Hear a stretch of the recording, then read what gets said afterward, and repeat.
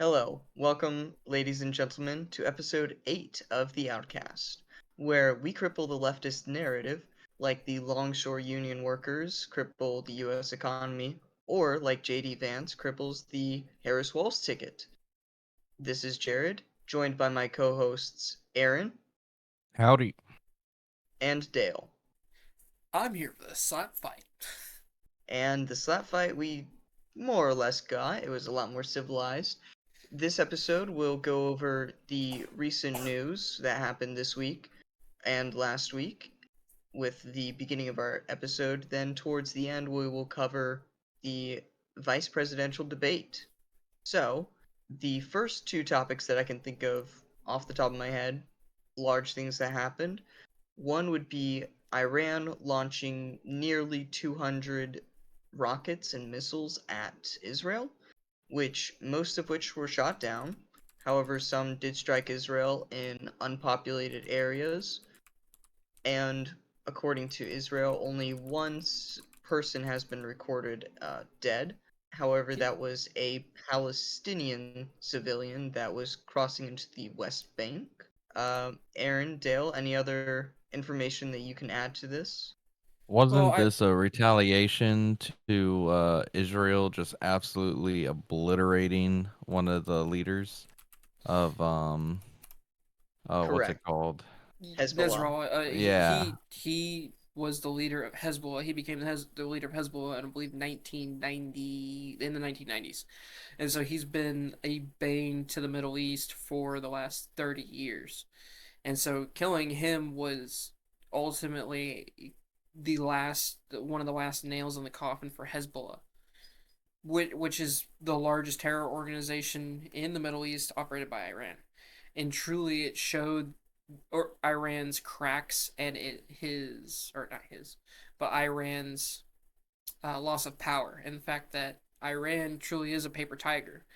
And that's proven by the fact that in early April, or in April, Iran fired 300 rockets and ballistic missiles into Israel, or tried to, into Israel. Many of them actually fell within their own desert and did negligible damage, and were all shot. All the rest of them were shot down by Israel and other allied forces.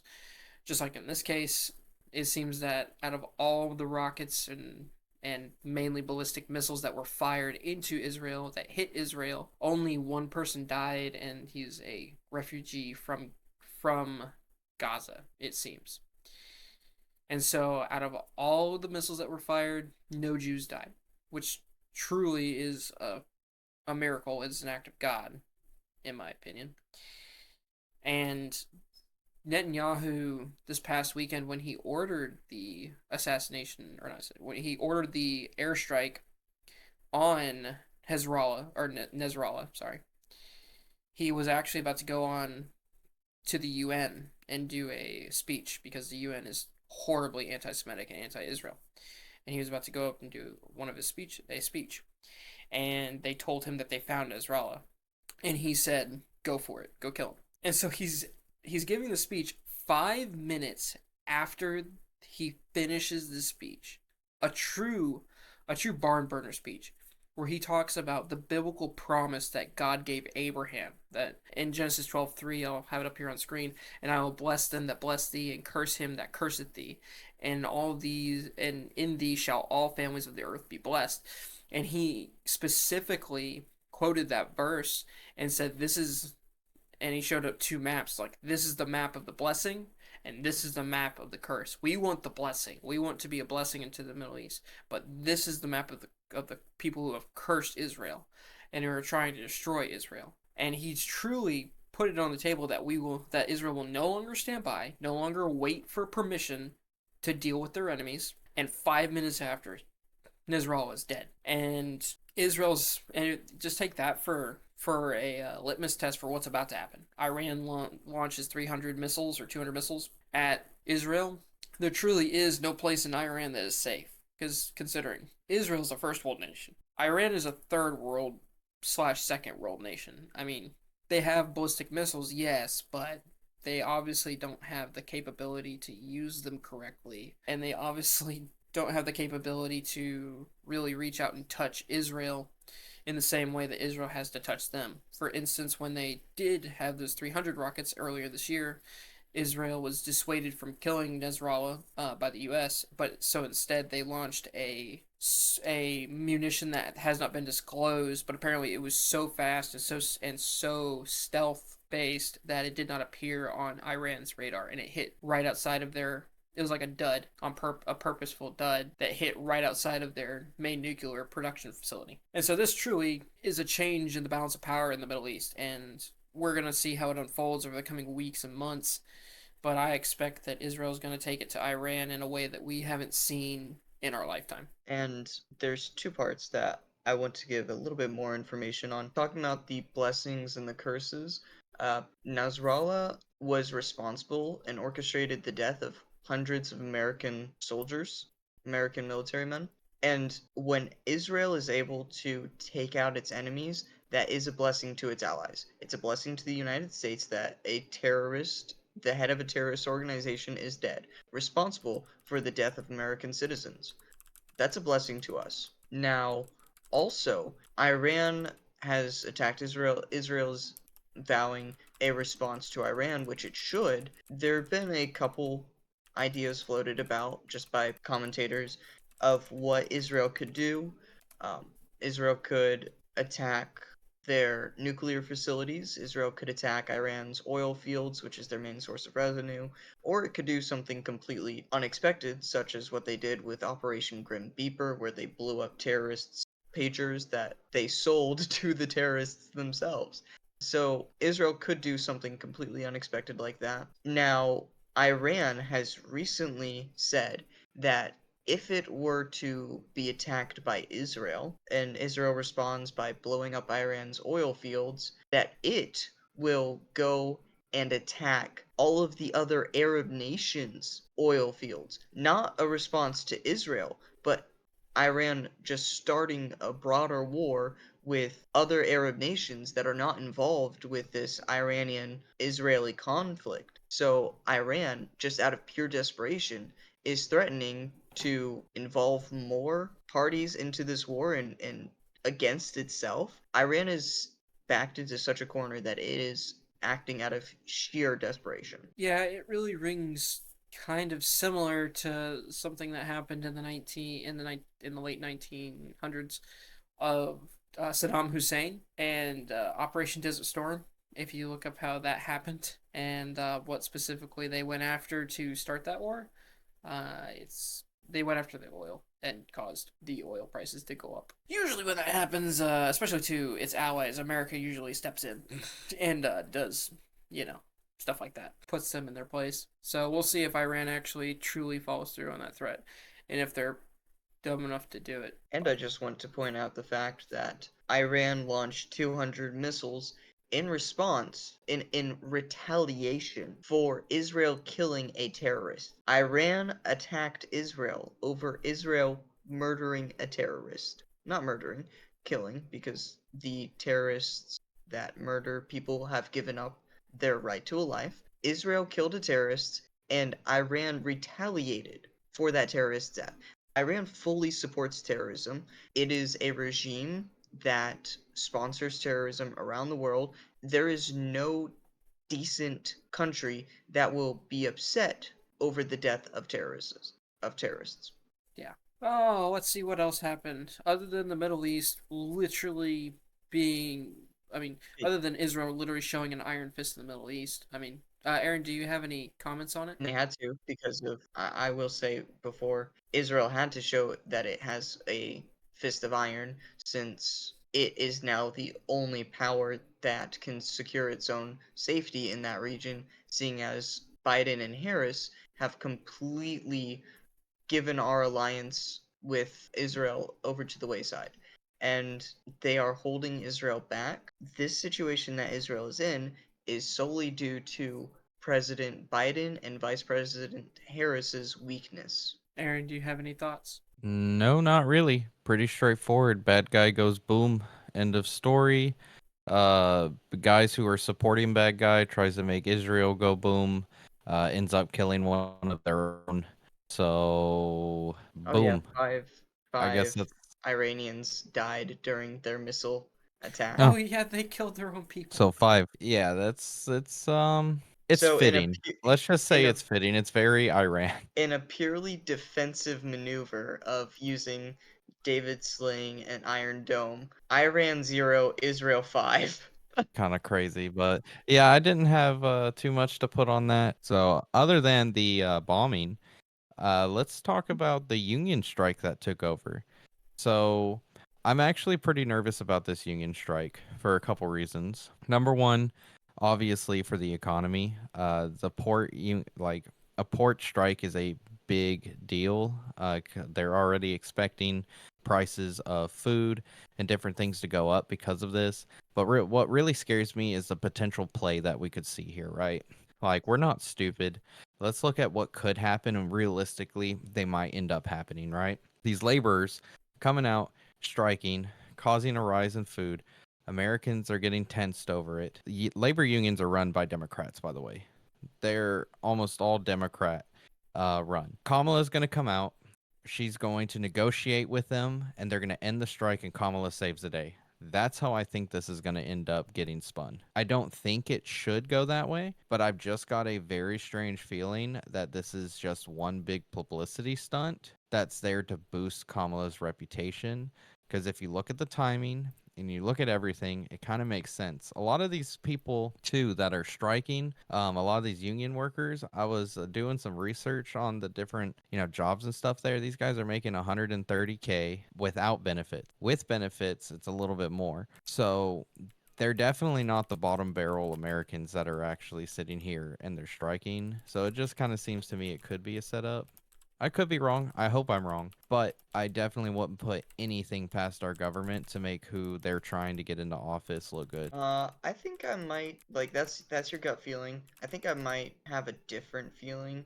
I feel like this is a poor play for Kamala, seeing as the timing of it does coincide very close to the election. The union workers are pushing now that they have the opportunity. They have Biden by the throat. They have Biden and Harris by the throat, and they're pushing because now is the time to go on offense. Now's the time for them to get everything that they want. And yes, unions are run by Democrats. However, it's a very toxic relationship that the union and workers and Democrats have. Union workers say, we're going to vote Democrat, but you have to give us what we want. And then Democrats give the unions what they want and say, okay, now you have to vote Democrat. So it's a very toxic relationship. Unions are an absolute scourge on the US economy. There used to be good reasons for unions, safety being one of them, but now with federal laws providing that safety with OSHA, they are just an economic scourge on the United States. They really kind of hurt your ability to get in and start making money quicker. So for instance, for the specific union strike, what they want is right now they're getting paid, if you're in the union for 6 years, you're getting paid $39 an hour. What they want is over the next 6 years, if you stay within the union for 6 years, your pay increases to $69 an hour. That's what they want. They They are want to wanting a 75% increase 77 actually. and 77, and Mm-hmm. obviously the I that's the reason why I'm thinking this is not going to go over very well, because I don't think that the ports can afford paying all of their workers nearly double their over 1.5 times their salary, which that's the minimum that they're pushing for to even go to talks about getting this strike resolved. I don't think that the ports can afford that. No, they can't because It's it's an adjustment. terrible. It's terrible for them. And that also, with the ports having to eat those prices, the the owners having to eat those prices for that, that pushes those price increases onto the American consumer for everything that comes in, because now we have to pay exorbitant amount for the longshore union members' salaries. And I don't think that that's going to play very well. I don't think that we're going to get a resolution to that.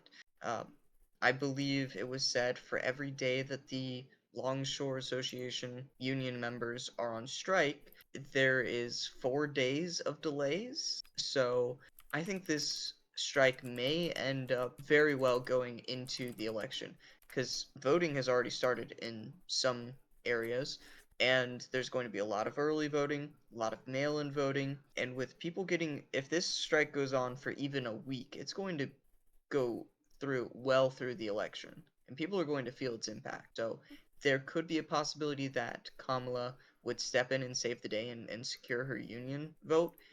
But I think this is more of a union trying to blackmail Kamala into getting what they want. It's possible. It'll be very entertaining to see what actually ends up happening with it, right?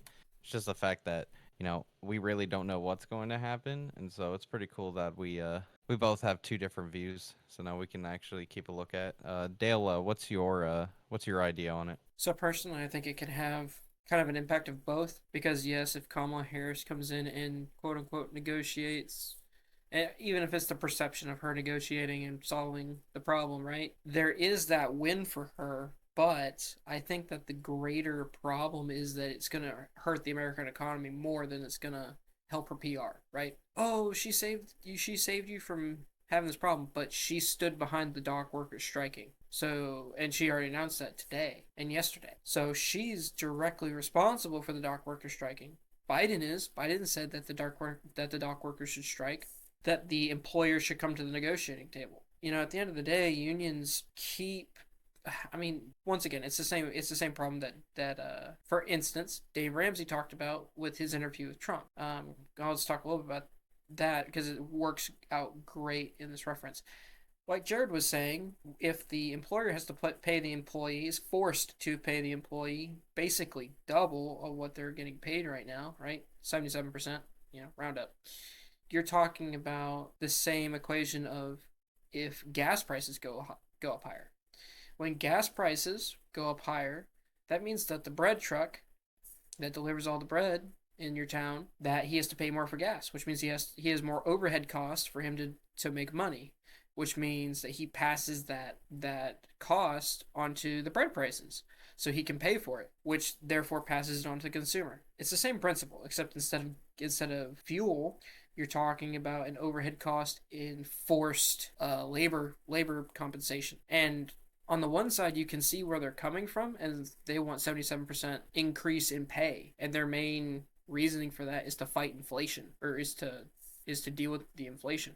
Which, think about that, they're trying to combat inflation, and they're saying it's a 77% increase of pay they need to compensate for it. So when someone says there's only 20% inflation, it's way higher. Two, I think that the economic downturn that it's going to cause is going to hurt Harris's campaign more than any scheme to get her some political ups from solving the problem, right? And I think that it could be a political scheme to do such, but I think that if they do that, it's a miscalculation.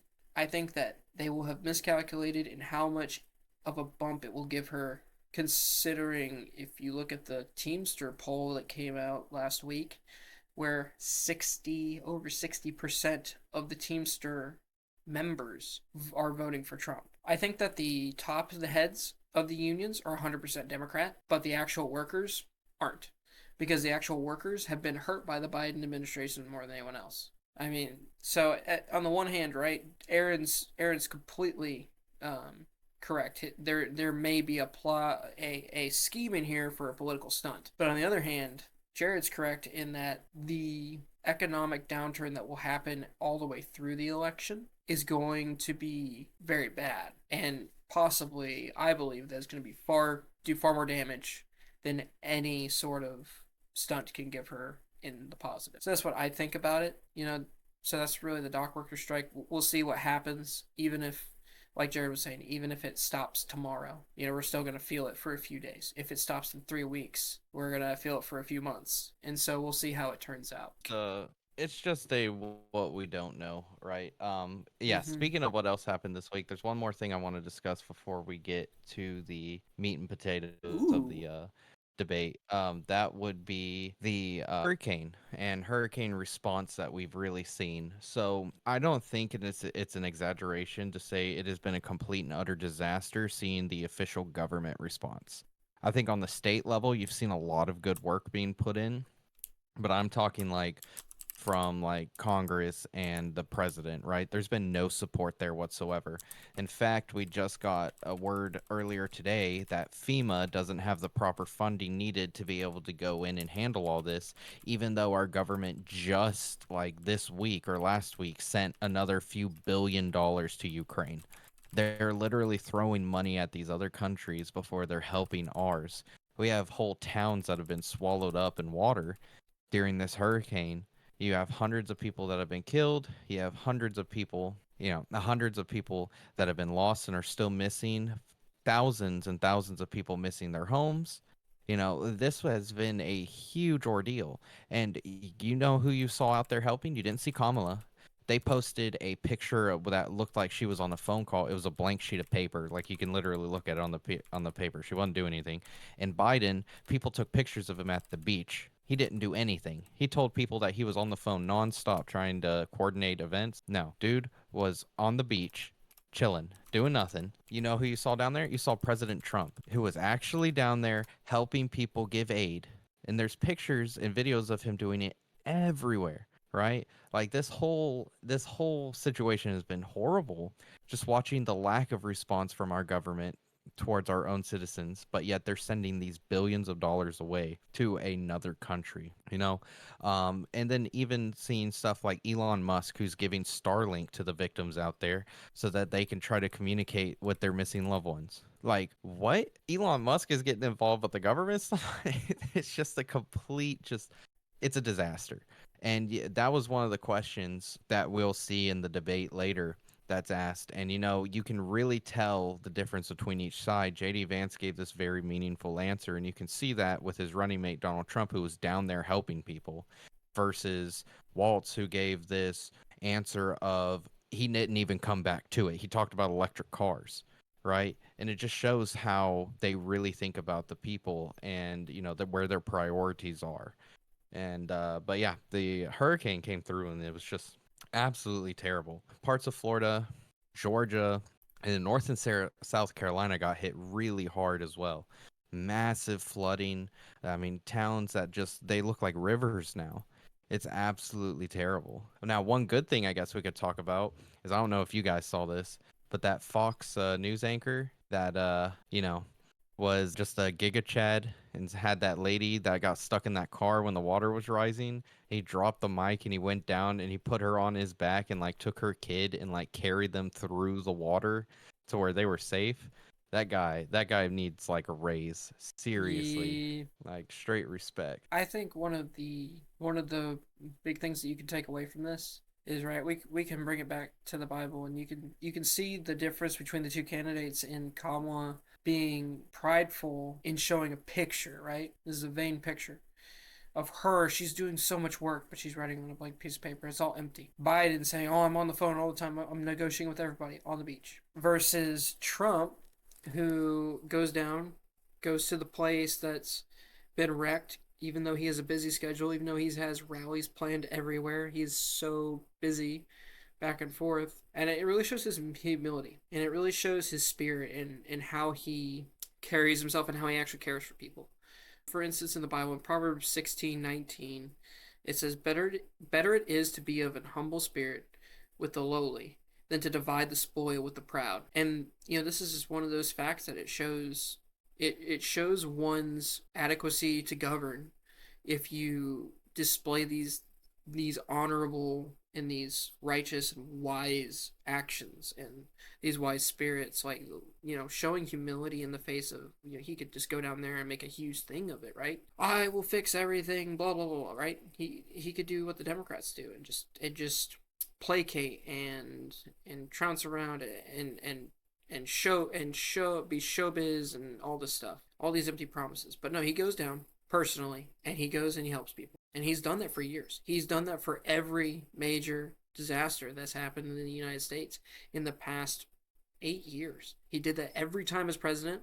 Not once was he not at the site of, like, Harvey, like Irma, all these hurricanes and all these storms, tornadoes, everything. Trump is always there. He's always going to the people. He's always talking to the people. And the only reason why people don't elect him 50 states to 0 is because of the media. The media has told you for 10 years that he's an evil person that hates you and he's a horrible, horrible person. Bad man, orange. Orange man, bad. And there's no other president in history that I know of that's done the amount of legwork he has in helping people and seeing people and talking to people of all different walks and creeds. Jared, what is your Now, thoughts on this? I'm not really one for presidents going down and helping. I mean, sure, it's nice that you can actually see your political leaders, being there and helping, handing out assistance. That's nice, but I don't think it's really necessary. I think what's more necessary is just being competent enough to get the actual workers there where they need to be. Get the assistance in, get all the funding to FEMA that it needs to have, rather than to just do it for optics, which not all politicians do it for optics, but there is definitely the optics part of it as well. And Kamala definitely failed on the optics part. The picture that she posted was she had her headphones in, or one earbud in, and she was writing on a blank piece of paper, so it was totally staged, everything about it. However, it was an awful staging. She had her head resting on her hand in a sort of disinterested look. It made it look like she didn't care. Um, However, how you vote, your politicians, it shouldn't be based off of whether it looks like they care. It should be based off of their actions that they do to make sure that the state has what it needs during times of crisis like these, but Kamala failed on both aspects. Trump, one, he's not in office right now, so he doesn't have that responsibility. But two, he got the optics. He looks like he's in there doing the work. And that's what American people care about. So, speaking of optics, let's move on to the vice presidential debate because there were two different sides that we saw. One was a very calm, collected, composed JD Vance. He was not weird. He was not radical. He was not an extreme right winger. Then we had Tim Walz, the knucklehead, self proclaimed knucklehead. That was not a very good line.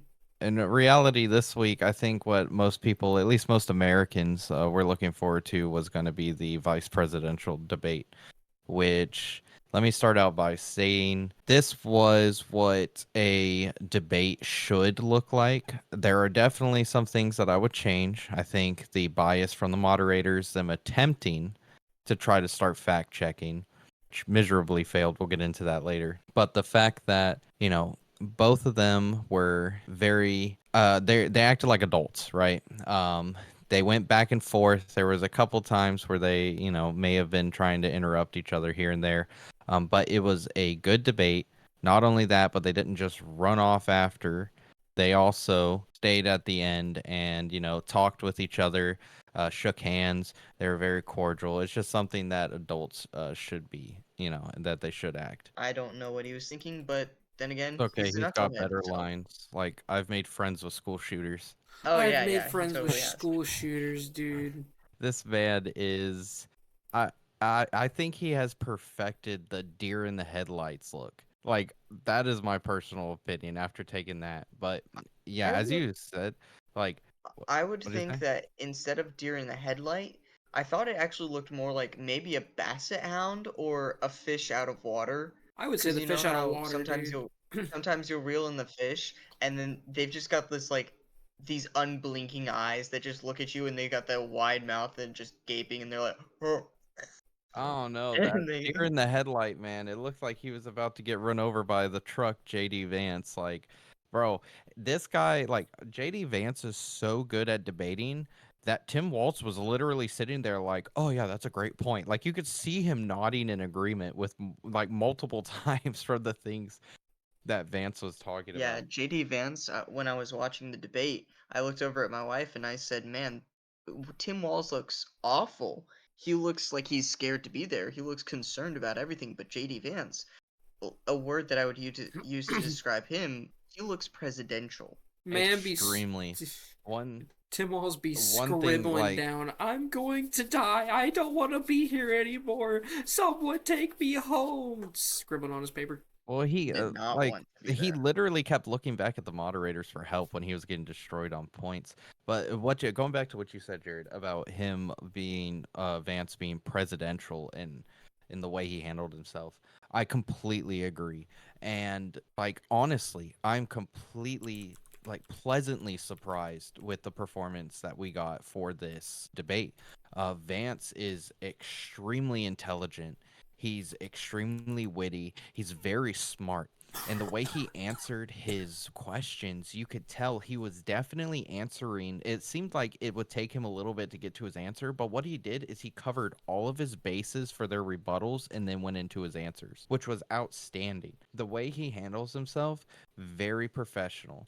I absolutely love it, and it is extremely presidential. This is a guy who does not hesitate to give you an answer, and it's a well thought answer. Going back to what I was saying earlier, is regardless of whether or not he gets elected in this election, I would very much like to see a JD Vance presidential, nomination sometime in the future. I could definitely see him running for president in one of the future elections. He's really got a great career in politics coming up. I think if he can really stick to his guns and if he's truly as, straightforward as he's coming across as, he's a very exciting candidate to watch. Not only that, but even getting into superficial things, it was hilarious watching like Twitter. Girls are fawning over this man. Don't be intimidated, Squidward. Try to imagine him in his underwear. Oh no, he's hot! He's got those bright blue eyes. He's got that stoic face. It is hilarious. And a lot of people don't realize women can carry a vote purely on if they think a guy's good looking. That's a big deal. So that's really funny to actually see the turnout from that. But yeah, Vance did amazing. And you even see that in the response from a lot of the major news networks, right? Even CNN themselves. It's just a blowout. Vance definitely won that debate. There's no question about it. Just the way that, he handled himself with Waltz, and not only that, with the moderators. The fact that he checked the moderators and didn't let them run over him, like what they tried to do with Trump, was fantastic. The interruption of they tried to fact check him, and then he starts talking, she tries to cut him off, and he goes, no, you broke our agreement, so I'm gonna come back on mine real quick. And I was like, oh, it's so good. Like, it is fantastic. The whole debate though was great. Like, it was fantastic, and it's what political debate should be, right? When it was over, both candidates didn't just storm off or anything. They came up with their wives, they shook hands, and they talked for a couple minutes. It was very professional. And that's what I was really like pleased to see, right? It wasn't a spitting contest. It was two candidates for their party giving their answers.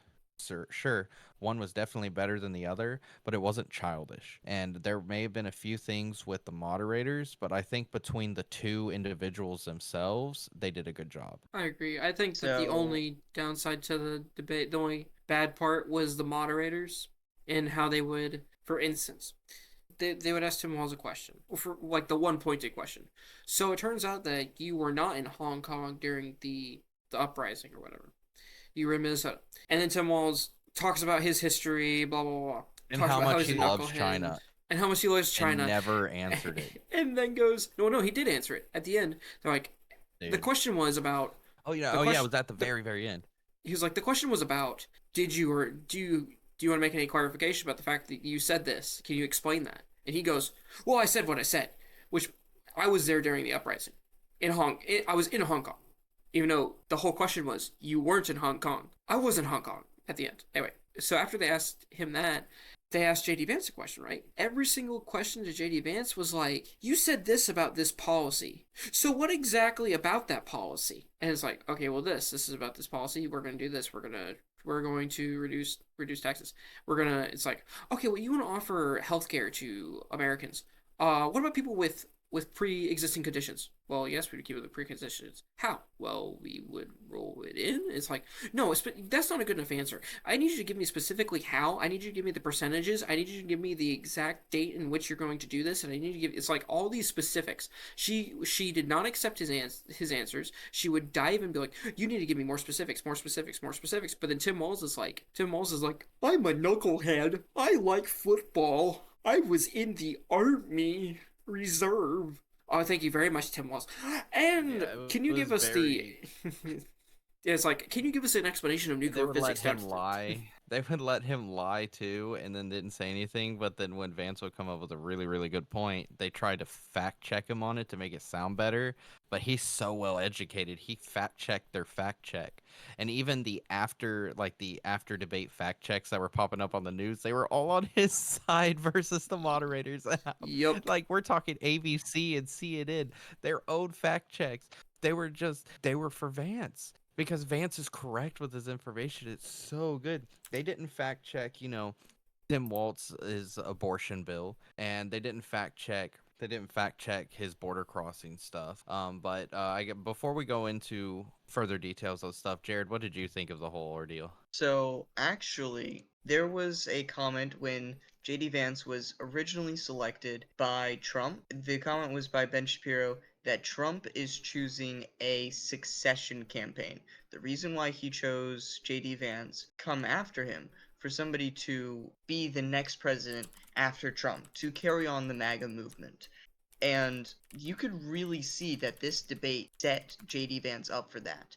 But not only that, I fully expected, I know the whole purpose of prepping for a debate is you try to downplay yourself, upplay your opponent, so that even if you don't do as well, you look like you outperformed. I fully expected JD Vance to be stellar in his performance, solely because he's a very smart individual. He's gone on multiple adversarial interviews. Pretty much all of the interviews that he went on have been adversarial. So he knows how to handle moderators. He knows how to handle the interviewers that are asking him not just tough questions, but politically biased questions, and to turn that around on his political opponents, which he did very well throughout the entire debate. So I fully expected that same performance from him, and that's what we got. And the comparison of that performance to Walz really showed the difference in the Trump Vance ticket versus the Harris Walz ticket. Trump Vance, you have seen Trump's presidency. It was extremely good for the American public. JD Vance, very competent. Then you've seen Harris as a vice president, extremely incompetent. She's ruined everything that she's touched. On her record as vice president, the presidential record of her and Biden, they've destroyed the American economy, America's social fabric. And then Walz, terrible record as a governor, extremely incompetent. He's a liar. He's saying that instead of being a liar, he's just stupid. So you can see the difference between the two tickets. Yeah, one of the things that Walz did the entire debate was literally he would just lie. It's the problem of, at that point, when you have the media backing you and the moderators backing you, you can just start saying things, even if they're not true. It's like, oh, the economy's better than it's ever been. No. Minnesota's the best state in the world. It's the best state in the United States. We're drilling more oil no. than we've ever drilled. We're drilling more oil than we've ever drilled before. No, we're extracting more natural gas than we've ever extracted before. No. I'm Superman. No. Like, you can just say whatever you want, and that's the problem. It's just lie after lie. 99% of the things he said were lies. And the fact that they never checked him on that, but JD Vance did. Every time he'd lie, JD Vance would be like, well, it's really unfortunate that what Tim Walz just said was a lie. Actually, this is it. Actually, we are not drilling as much as we have before. We're in a deficit. There are more people crossing the border than ever, and all stuff. There are a couple of things I wish JD Vance would have done, but at the same time, you can't expect him to hit everything when he's being attacked in 3 ways, and he's doing so well anyway. The only things I wish he would have done better was when Tim Walz, for instance, talked about that stupid border bill. That border bill allows 1,500 illegal migrants to come across the border with nothing happening to them. Just lets them in, and then the border patrol can come in, and then the border patrol can start putting people back in Mexico. It makes no sense. That border bill is garbage, and they know it. It's like, oh, we'll sign the border bill. We'll sign the border bill. I wish JD Vance would have gone into a little bit more detail about it. He didn't, which is fine because he had 3 other things he was trying to do at the same time, and I couldn't have done that. So, I mean, he did a great job. But Yeah. yeah, Aaron, what do you think about Tim Speaking of Walz? well, I just think Walz was trying so hard to just discredit Trump and discredit Vance that he really kind of backed himself into a wall with it, right? Like he's not sitting there talking about actual like policy and what they want to do. He would just kind of be like, "Well, Trump had this problem, then this problem." Like and then he would lie, but Vance isn't stupid and Vance would call him out on it. Like one of the lies that he gave was stating that like less immigrants cross the border with him or with Kamala than with Trump. And it's like, well, actually, according to Customs and Border Patrol, total enforcement encounters from 2020 was only 646,822. In 2021, it was 1,956,519. And then 10 months into 2024, so this month, we're at 2,756,646. We're talking 2 million more than what they were trying to say for Trump, and he was seriously sitting there trying to say that Kamala had done better. What? That's a direct lie. It's completely against the statistics that we have. Like it doesn't make any sense. And then the moderators, of course, they're not going to check him on this. And then the border crossing, right? Or not just border crossing, sorry. The drug mule part, right? Where Vance talks about drug mules coming across, and oh man, it was so funny because was it the moderators or was was it Walz? I'm trying to remember. Somebody tried to correct him on that. Oh, the moderators, right? The moderators had said there are one of them. Sorry, one of them. My brain's a little foggy. It might have been Walz. It's like there are no like kids coming across or whatever as drug mules. And Vance corrects him and goes, "Yeah, I didn't say they were coming across as drug mules. I said that the cartels are using these people as drug mules and they're coming in." And even Vance shook his head.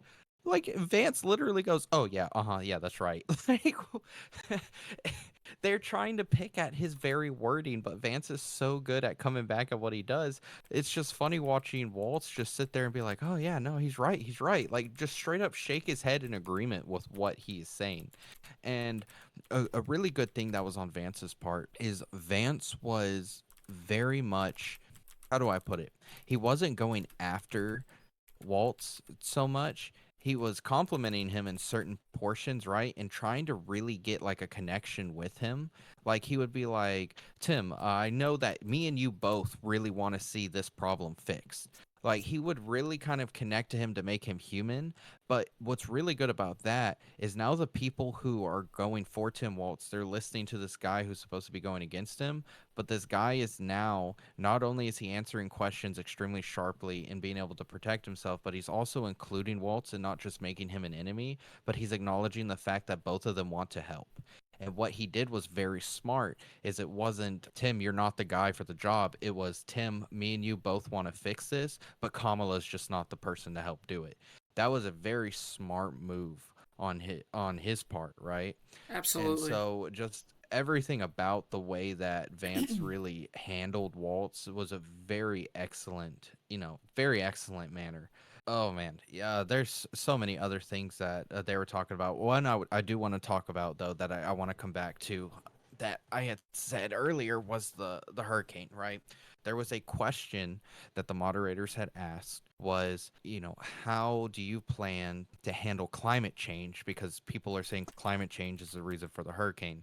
I disagree, considering we've had hurricanes that have literally wiped cities off of the map hundreds of years ago. But, have your own thoughts of climate change.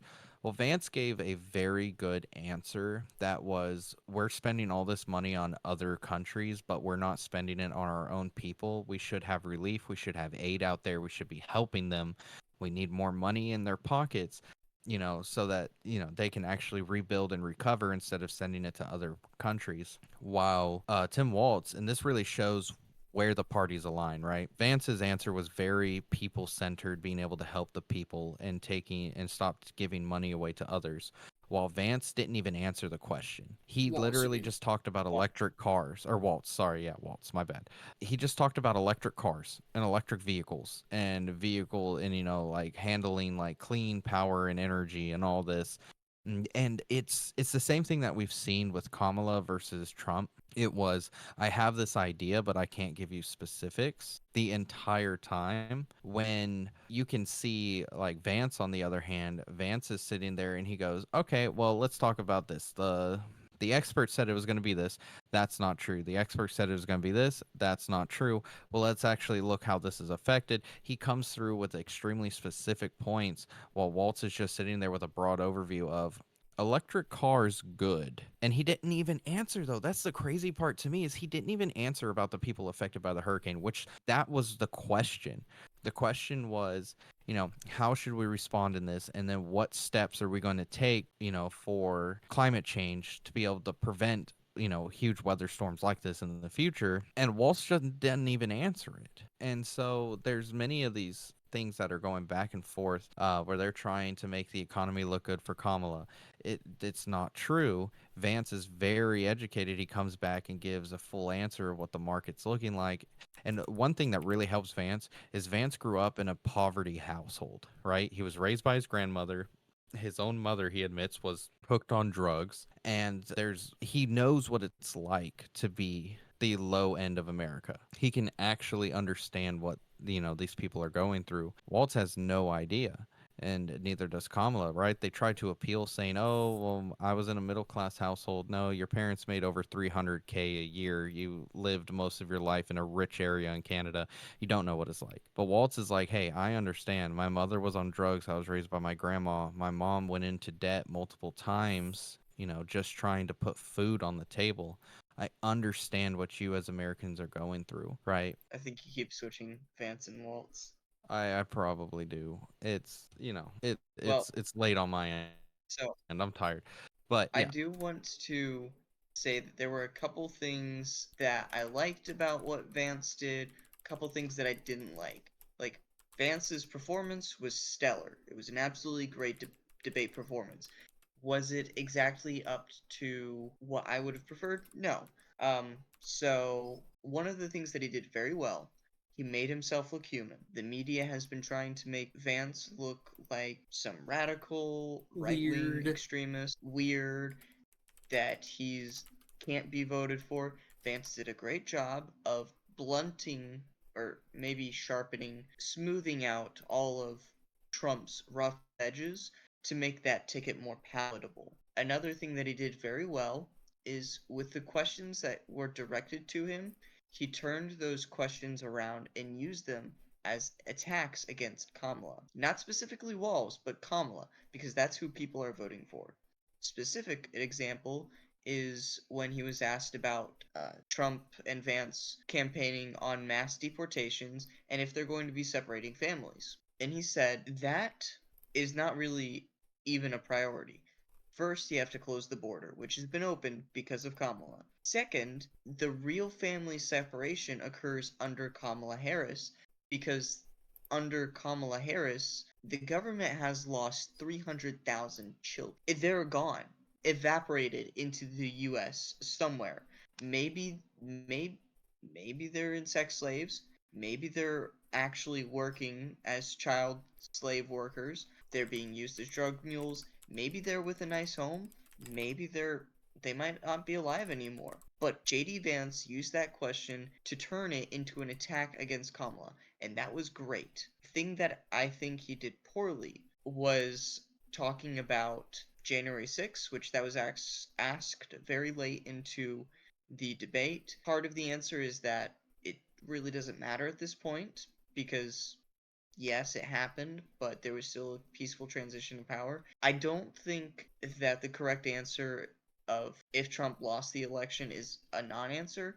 I believe the correct answer, quote unquote correct answer, would be Trump doesn't believe that he lost the election, and you are free to think whatever you think. However, Trump did pursue legal pathways to overturn the election. Yes, he was trying to overturn the election, but through legal means. It's not that he was trying to perform a coup, not that he was trying to perform a insurrection. He was pursuing legal means, which is his right to, if he thinks that there was something wrong with the election. And obviously there was something wrong with the 2020 election. However, his trials, evidence was thrown out in court. It wasn't approved by judges. Right. So They said that he had no legal standing yeah, to legal. even admit evidence. So basically, it's a technicality. We're saying the judge has discretion to say whether the party has any right to do that, has a right to sue. So And Trump so, yeah. is saying, so I believe the correct answer is saying no, Trump doesn't think that he lost the election. He tried to pursue legal avenues to present his evidence, and yet that was rejected. So obviously, no, he's not going to think that he lost the election. And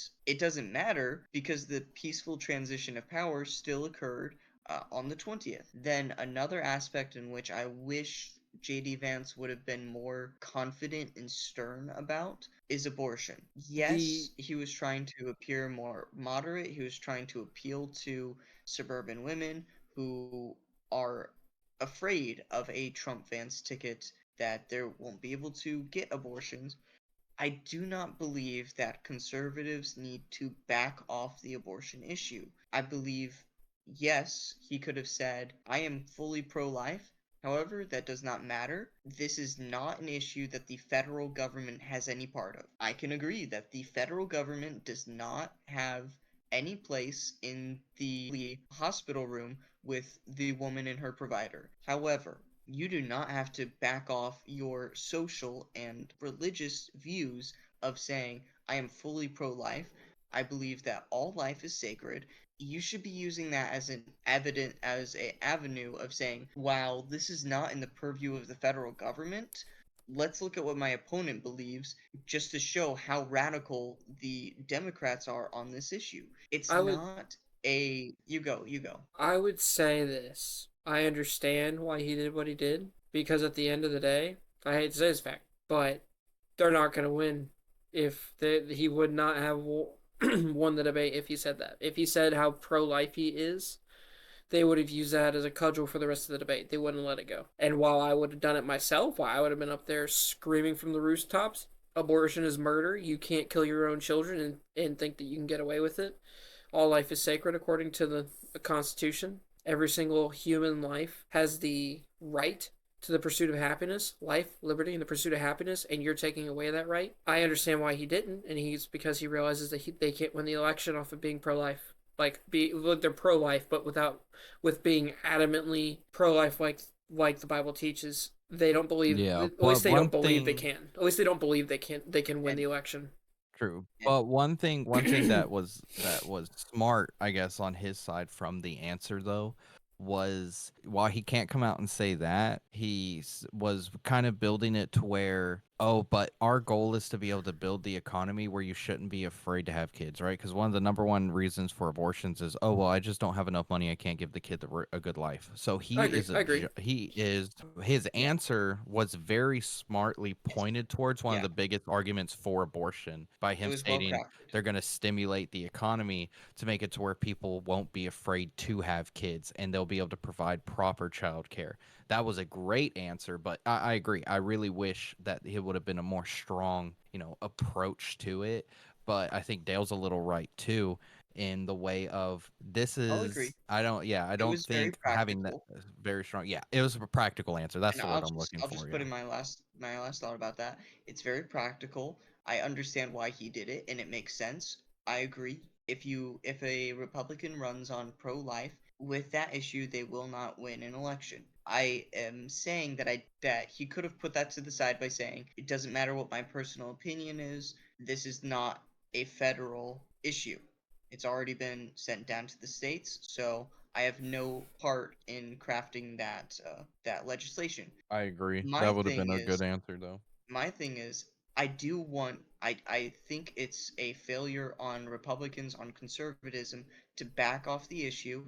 I believe that there should be a line in the sand drawn.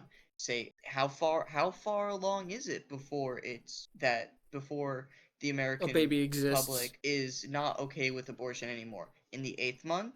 And then once we can get that line in the sand drawn, then we can start to move that back. We can say, okay, so if it's fine in the 8th month, well, what about in the 7th month? They're developing their everything's already developed except for their lungs. So if somebody doesn't have working functioning lungs, does that make them not a human? You can incrementally draw it back as long as you have somewhere to start. However, if you completely give up the issue and just say, well, it's a difficult issue, and you just back off the issue, then you're already losing the battle, and I agree. it's heartbreaking because the more America loses the battle of abortion, the battle of pro-life, Well, the I think more millions and millions of children are murdered, and that's heartbreaking. you're 100% right.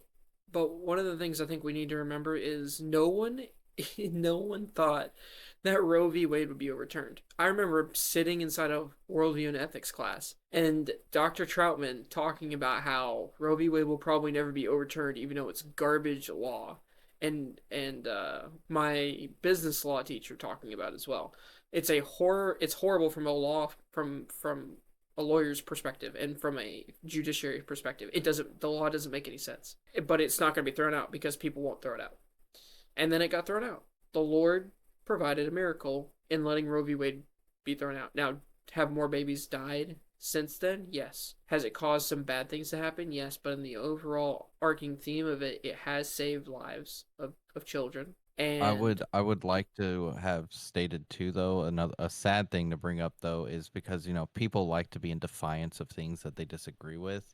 This year saw some of the highest abortion numbers ever. Yes, since 2008 I think especially. we broke. Yeah, since 2008. So the overturning of Roe v. Wade, you can tell it had an effect on people by people's defiant nature. They're trying to say that the overturning of Roe v. Wade stopped abortions, when in reality, after Roe v. Wade was overturned, there were more abortions than we had seen in 10 years previous that Right. next year. So Right. that But the that fact is that one it got thing over to keep in mind. the fact that it got overturned is still the part that don't lose heart.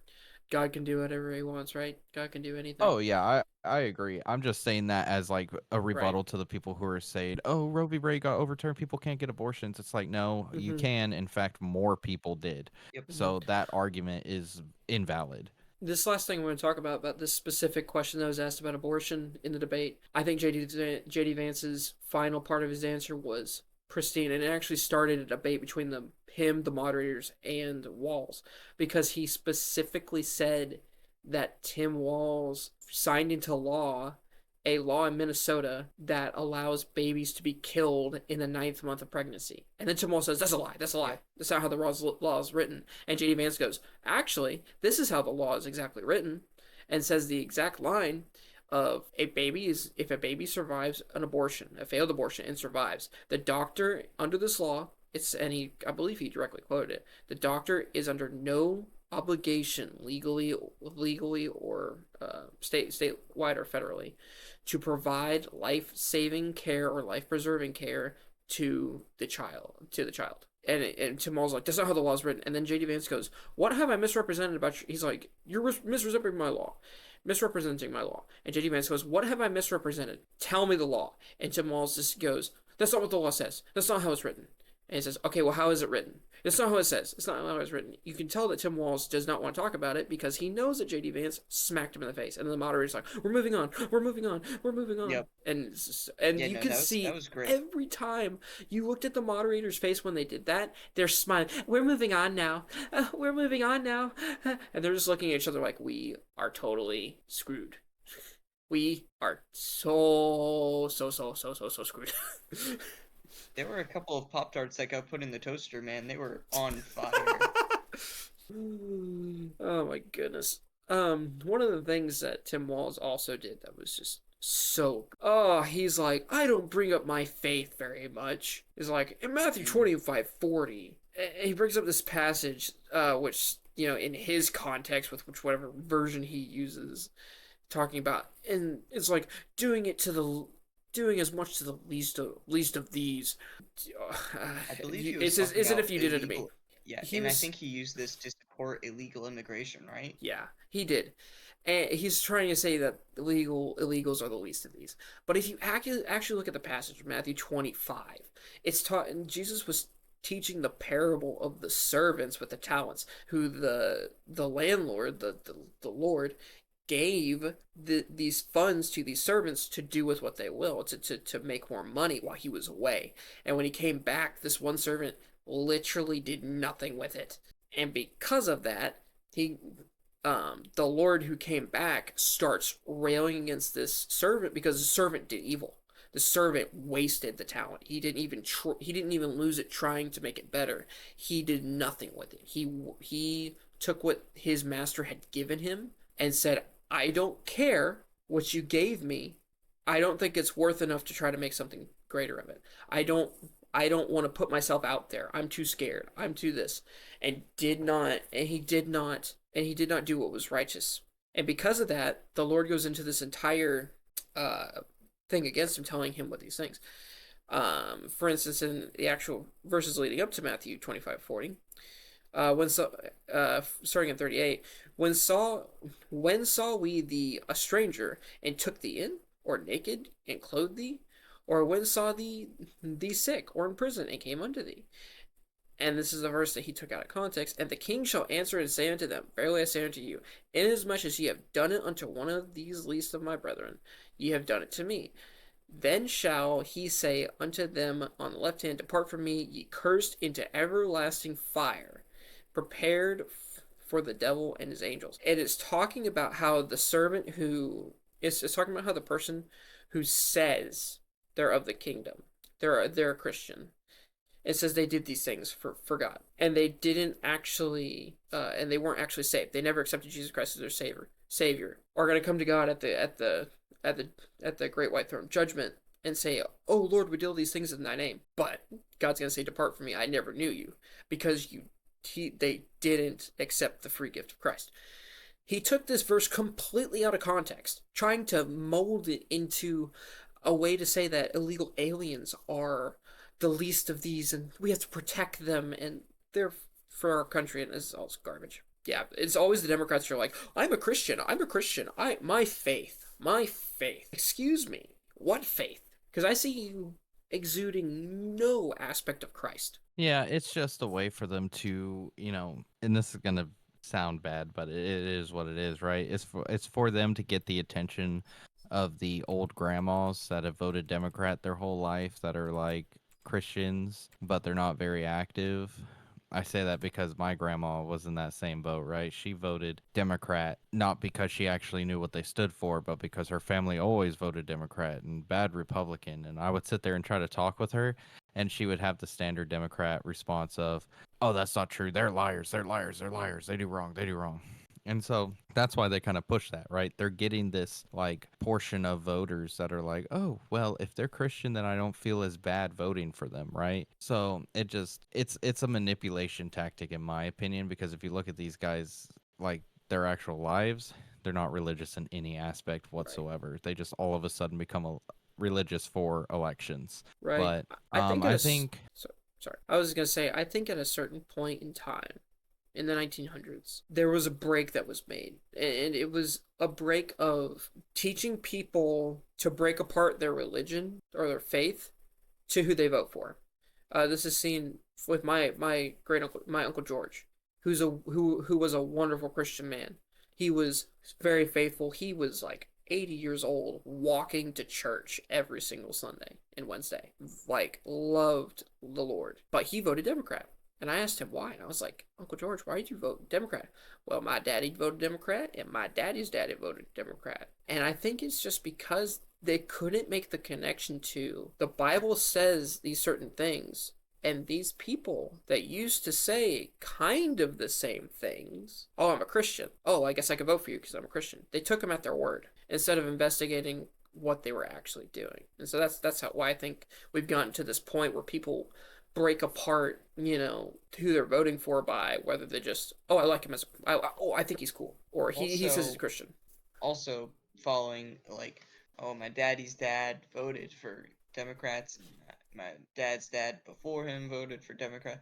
The Democrat Party has shifted so far over the course of 3 generations. Yeah, it's like, okay, cool. Your grandpa voted for Reagan. Reagan got shot, and then all the bad Democrats got in office. That's not something to be proud of. But yeah, a lot happened in the debate. I think it was overall, I think it was a win. And I'm not talking about, oh, I think my side won or anything like that. I think the debate itself was very good for the American political sphere. It's an example of what should be expected now, not taking into the effect the bias of the moderators, but the way that the candidates themselves handled themselves. I'm okay with a little bit of dispute going back and forth. This is kind of what you want to see, right? How does your leader handle being told no? How do they handle rejection to their face? Can they rebuttal it? I'm okay with that. I am not okay with moderators babying candidates like they did with Kamala and doing live fact checks. That's not their place to do that. Their place is to make sure answers get answered. And so I guess wrapping up with everything, the closing speeches for the candidates, Vance knocked it out of the park. Vance's closing speech was so well done. I agree. He reviewed most of his points, got the idea of what they're going for, but what killed it, what I think absolutely made it a grand slam, was at the end him going, and whether you're voting for me or you're voting for the other guy, I hope you the best, right? He literally told the American people, I still want the best for you even if you're not voting for me. And that is such a powerful message to give out in a place where right now politically, if you don't side, I hate you mentality is the highest, right? Him coming out with that unifying speech at the end, that's huge. And I think that is going to have effect on a lot of people because it shows his character. It shows, again, Vance isn't here because he's Republican. He's here because he loves America. He loves the American people and he wants what's best for you. And that's what you want to look for in a leader. And so I just think the way he closed that up was incredibly powerful. And it's really what played for, the success that you see in the people's opinions of it. Because that's the last thought that sticks in your mind is that this guy is a intelligent speaker. He's quick, he's witty, but he also, even if I'm not voting for him, he still wants the best for me. Vance definitely knocked it out of the park with his whole entire debate, but especially at the end, he definitely made it where the Trump Vance ticket is definitely a more unifying ticket. It's definitely a more all-American ticket. It's not just Republican. He wants Republicans and Democrats to vote for them. And this was definitely a secession pick. If Trump wins the election, JD Vance is sure to be on the presidential ticket very, very soon. I even if they don't win the election by some Oh yeah, craziness, I want to see Vance on a I ticket. think Trump is done with politics after this year. Oh, Dale, yeah. what was your Let comment? the man go golf in peace, please. And not get shot? And not get shot at and just be able to spend some time with his grandkids. Bro, his grandkids be going around being like, vote for grandpa. It's so funny, dude. Just look up Trump's grandkids. I believe it's Carolina and Luke. They're like they're so funny, man. They're so funny. They're kids. It's great. I think in conclusion, Vance really did make this Trump Vance ticket so much more accessible. I mean, I think that what Vance did by being cool and calm throughout the entire thing and in the final statements truly gave a permission structure for white suburban women to vote for him because he wasn't hurling insults, he wasn't being unkind, he was being very, very gentle the entire time. And I think they're going to see that Walz lied. Walz lied, and women don't like that. So I think that unlike the other vice presidential debates in the past, I think this may be the most important vice presidential debate ever. I think it actually did something. I don't think it was just a whatever. I think that in the coming days with the clips and people actually going back and watching it to get more context, I think you're going to see an uptick for Trump. That is my personal prediction. I think that there's going to be an uptick in votes for him. Oh, yeah, because that white suburban lady that you're talking about, that's a massive portion of the voters. What is it? I believe the statistic is 60% of voters in presidential races are women. So being able to win the women's vote is huge. It really is. It's the only And thing carrying so the Kamala right fact now. that, yeah, it really is. And so the fact that Vance is able to deliver these points in a way that really can sway them is really huge on his point. Well, I would say in conclusion, if you have any questions about something that we talked about today, your eternal home, whether you know or not that you're going to heaven or not, I'll leave a question in the comments. We can help you with that as well. Because ultimately, the presidential election matters, but it doesn't matter as much as where you're going to go when you die. So, as John 3:16 says, "For God so loved the world that he gave his only begotten Son, that whosoever believeth in him should not perish, but have everlasting life." If you have any questions about eternity and where you want to go, if you don't know where you're going, leave them in the comment section below, and we'll be happy to help you. As for this week, I think we reviewed enough. I think we've had a lot of stuff happen this week, especially in the Middle East and the vice presidential debate. Hopefully next week we'll be a little bit chiller. We'll be able to talk about some more deep issues, but you never know in this wonderful world that the Lord's given us. Until next time, my name is Dale. This is Jared. Don't forget to like and subscribe. And I'm Aaron. Don't forget to leave us those hate comments. Y'all have a great night. Bye.